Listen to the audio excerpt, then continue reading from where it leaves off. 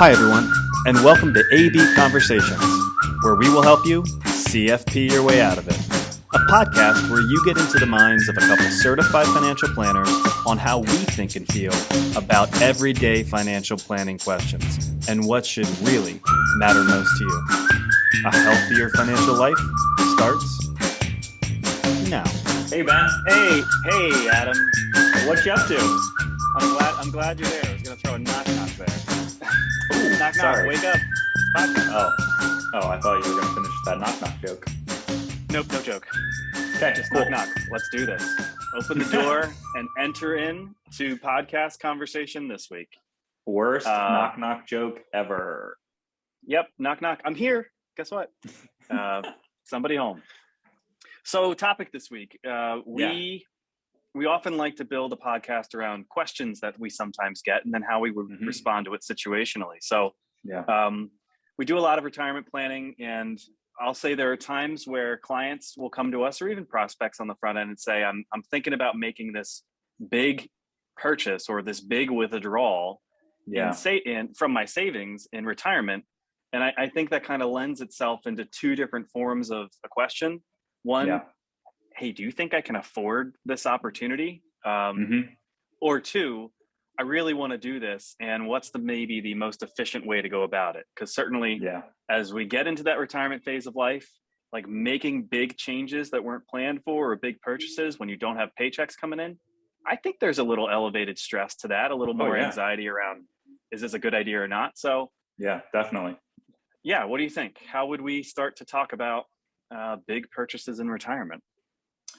Yeah, so I think you kind of hit on it, right? There's those two components. Number one, give me some feedback. Do you think this is something I can afford? And usually that means it's somewhat of a flexible decision. It's not, hey, this is what I'm doing. Now just help me do this in the most efficient way possible. And then I kind of split that into two different takes on that too. Is this something that can be planned for? Is there some sort of timeline, or is it something that may not be imminent versus I have to put a roof on the house and it's happening, so help me take care of that, right? The difference between something that feels more spontaneous and now we just need to find the path of least resistance to get it done in an efficient manner versus here's something I'm thinking about that is bigger picture, help me plan for that thoughtfully moving forward. Yeah, so then let's just start with that maybe the second side of that's not as spontaneous, where we're going to be giving some feedback on affordability of this decision, or maybe what would make it affordable versus not. So my thought is to just go into like our concept on making big withdrawals from savings that really was going to be relied on to produce some income. Maybe I'll toss it to you. Like we call that the geese laying eggs versus having a good meal on a goose. Yeah. Right. And that's where I would start the conversation. Okay. Yeah. So I'll throw out that analogy, is that an analogy? I don't know. I'm not good with words today, but it is. Yes. That great day to be podcasting then. Hey, we got nowhere to go but up. It is. Yes. We've talked about it in other forms, but it truly is. We view when people get to that point, and I'll say retirement, because that's typically where we kind of see this decision really feeling stressful when there isn't earned income to help, absorb maybe some of that additional expense. It truly is, here is my pot of savings. This is what I have. I'm not earning anymore to be able to add to this. So I need to make this last as long as possible. And we would say that pot of savings is your flock of golden geese, gaggle of golden geese that are going to lay your future golden eggs in the form of some income to live off of. And we would hate to have somebody feel like they are killing those geese in the short term. And then we know that you are always now foregoing the eggs that they could have laid well into the future. So situationally, that may be, we get the question a lot, and I know we talked about it in a much earlier podcast. Like, should I just pay off my mortgage? Should I make this big withdrawal to now not have this expense? It's a version of the same question, right? Yes. Am I going to be killing too many geese? I want to go we want to get an RV, we want to put an addition on a home, buy another property. I think those are the types of things we're talking about as a big purchase that maybe wasn't a part of the original plan. And then the affordability question does come down to that withdrawal and what it's going to mean for the long-term part of the plan. Yeah. So in that sense, it really to us then, I guess the first path is what are those other dominoes that would fall based on that decision, right? If this is a withdrawal that is going to be made, then it really comes down to, well, what is the situation? Are there different? So I'll take a step back. Depending where those funds are going to come from, really does factor into, right? It's taxes. What are the tax implications going to be of that given withdrawal, and the difference between pulling money from a retirement account, pulling money from savings, pulling money from a non-retirement investment account? The outcomes are very different, and can have much. I already said dominoes, but the trickle down effect of pulling money from any one of those different areas, it can be wildly different depending on the type of an account that you're pulling from. All right. So my thought there goes back to, if this is all in the camp of both, is it affordable and what's the most efficient way to do it? I'll go back to some of the scenarios. And as I think about like an addition on a home or buying a second property, I think one of the things we would want to talk with people right off the bat is, if killing geese doesn't feel great, or there may be dominoes that we don't want to deal with, is a loan an okay idea for somebody in retirement? Because I think psychologically we're kind of trained to like, I shouldn't have debt in retirement, but I mean, let's talk about the environment today, please. Well, so yes, I'm sorry, I missed that part of it, but that is kind of, I guess, that first decision of, am I taking from savings, or is a loan an appealing prospect? And we would view that through the lens of, at least the interest rate environment right now, while not great for your savings at the bank, it is a decent environment for those that are borrowing, right? Interest rates on mortgages, home equity lines, car loans, whatever that may be, are pretty much at historic lows in that sense. So we would kind of look at that through the lens of, if my savings can earn a higher rate of return than the interest rate that I'm paying, then maybe it makes sense to allow my golden geese to continue to lay those golden eggs if that interest rate on the loan is low enough to be palatable. Yeah, and I guess I also just think in terms of like net worth and future value of things. So if you're going to borrow something to make a purchase that is, I said RV or again, travel right now, COVID world, I guess that an addition on the home, buying another property, you are tying that to something that is collateral, right? From a net worth standpoint, you now have something or will own something that has a value, and that liability is pretty much an even trade-off. What are you losing in that? It's the interest that you're paying over time because you borrowed the money. So I do think it's somewhat situational. Can I afford it? If that's falling underneath the income, can I afford to make payments on this to eventually own it? That is very different to me than, does it make sense to liquidate these investments or liquidate the savings in order to, at that point, not have the payment? Right.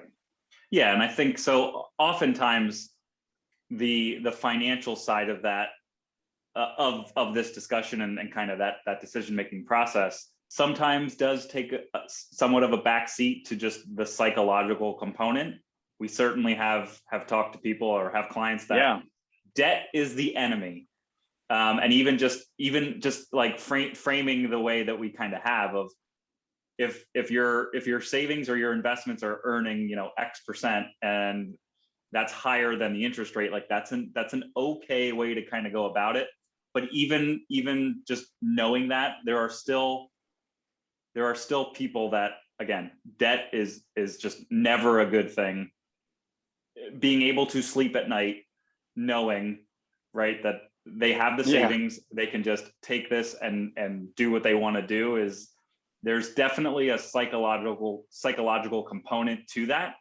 And we certainly talked about that when it came down to the should I pay off my mortgage conversation, as you alluded to. That was like one of our first 5 podcasts. I guess the backstop to taking a loan, even if you if that didn't necessarily feel comfortable, is knowing that at any point, if you did feel strongly that, you know what, I've had this payment now for 6 months, a year, whatever that is, I thought I could try it, I don't like it, knowing that you do then have the savings that you could just take from and pay it off, we would hope gives people at least the ability to give themselves that chance to allow their investments to continue to do their thing, and you're not cannibalizing those to meet maybe a shorter term goal. Yeah, I like that, because that does move the conversation a little bit into like the efficiency realm. And I think one of the things that does get lost in taking big chunks of withdrawals are those taxes. And even the dominoes to those taxes, right? The more income you take out of an IRA, maybe the more you're paying on Social Security taxes, maybe the higher Medicare premiums you're paying, right? There certainly are dominoes to this. We're going back to one of your first comments. If it is able to be planned for and there is some time to pay something off if you were going to take a loan, then yes, I think there is absolutely a conversation to be had on spreading those taxes out over multiple years. And I know we've made this comment before. You can hit 3 different tax years in 367 days, right? Yeah. December 31st, anytime the next year, and January 1st, the following. So there is an opportunity to make sure that the tax liability doesn't push you into higher tax brackets, really for no good reason. Yeah. So then let me just be clear on what you just said. That tax liability mainly comes from withdrawals from retirement accounts, right? Yeah. IRAs, 401ks, things like that, where, for every dollar that you take out, that's taxable income to you. If it's coming from savings at the bank, that's treated much differently. If it's coming from just non-retirement investment dollars, that has its own taxable component potentially, depending on what you started with, what it's grown to, what you're selling, all of those little details. But I just wanted to be clear that when we're talking taking money out of investments and then paying taxes, that is mainly a retirement account specific problem. Yeah, which is where we see most wealth generated. So I think that's why we want to be super sensitive to it. Yeah. So to your point, being able to, even in the instance where it's something you can plan for, or even if it is something that's more spontaneous, if there is a loan component tied to that, just being able to spread those taxes out, to your point, essentially you could hit 3 tax years in 367 days. We would hope that the trade-off of what you would pay in interest would still be far less than taking a big lump sum in any one given tax year, and then the taxes that you would pay in that one tax year, we're assuming, it all depends on the situation, but those taxes are probably much higher than the interest that you would pay. Just again, thinking of pure percentages. Not even close. Probably. A mortgage right now, you can get 3% or less. You're probably not paying a 3% tax rate, I'm guessing, for most of the people listening to this. 12, 22, 24, 30s, right? Yeah. So that is absolutely a key component to the efficiency of going about this. And I think about client situations that it's not just even these huge purchases, right? A pretty recent situation where somebody's going to move into an addition that a child is putting on the home for them. Want to be able to give them some money to do it. Maybe we do that through annual gifting laws, $15,000 chunks. You can spread that out over a couple of years and work that out with somebody so that it doesn't become a tax nightmare to do 50 grand all in one year or something like that. So it definitely is situational, but I think when we move beyond the can I afford this opportunity or to make this big purchase, it really is our job to try to find the most efficient way to do that. Taxes is one of those things. Are there other considerations to efficiently doing that? Sure. I'll go. I think then if it is tapping into savings, one of the things that we're often asked or we're just supposed to figure out for them is, okay, if I have to liquidate some savings, what am I liquidating? Yeah. Oh, sure. Yeah. Yeah. And that, so yeah, that was a recent conversation that we had with somebody of, we need to liquidate this chunk of money. I need it. And for us as the investment management on that account, it's what are we selling to generate this cash? Are we selling from our stocks because they've done well? Are we selling from the bonds because we don't really feel great about the outlook for bonds to really generate any high level rate of return moving forward? And that ultimately, it is situational. It comes down to just general risk tolerance for that person. But there certainly can be that smaller decision on timing, depending what the market environment looks like, depending how the economic data looks, selling from one, the other, combination of the two. You can make the case kind of either direction. Yeah, and I think what I would want people to take away from that is sometimes a lot of this is really just the mental accounting side of things, right? When we say loan versus liquidating things, which account should it come from? Should it come from stocks and bonds? When I say it's situational, if we've had a really good run in the market here, maybe this is the time where people could say, hey, I'm going to take some of my gains and mental accounting, I'm going to put that over here. So if there was something that we were looking to do in the future, or there was a new goal that we have earmarked that in a way that you don't need to have that not planned for and try to make some sort of spontaneous withdrawal later in life where you can't control the variables. Part of planning ahead is doing that. I mean, we, from an investment standpoint, we call that rebalancing, but it is part of the conversation here, I think.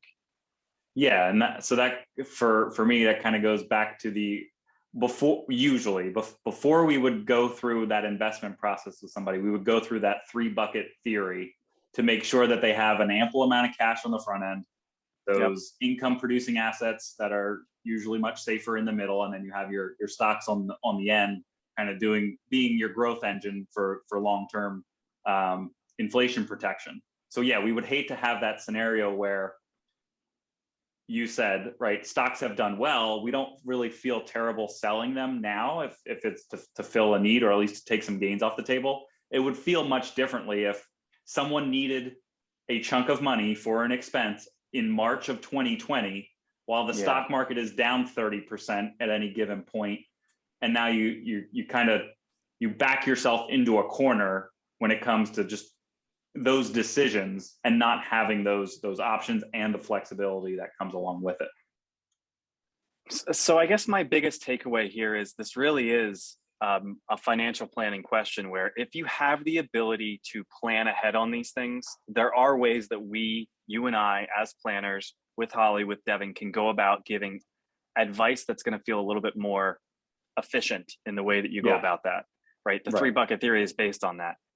If it is some sort of spontaneous expense, hopefully we've built certain buffers into your plan. Right. But if we haven't, there still are some things that we would really want to talk about. Does it come straight from savings, depending on what tax bucket it's in? Do we take some sort of loan? Are there other liquidity issues, all the way down to what are we buying and selling to make that happen? Yeah, and oftentimes it's all of those things combined. Right. It's a little from column A, a little from column B, so that, it doesn't feel like you are overweighting or leaning too far one direction or another. You are, again, taking a little bit from everything to hopefully find that efficient path down the middle. Yeah. And I guess what we're trying to tell people is, yes, hopefully everyone's got that nest egg to rely on. Right. I've got X amount of dollars. Oh, I only need to take this as a withdrawal. It feels like a big purchase, but I only need to take this, so I'll just do it. No, there really can be deeper conversations, multiple questions to try to funnel down to how to best do it. Yes. And that's the point today. Yes. Well said. All right. So I'll finish with it. Knock, knock, Adam. Who's there? Boo. Happy Halloween. Boo. Oh, stop your crying. All right. Have a great week. Thanks once again for all your help with this podcast on big purchases in retirement. Hey, thanks.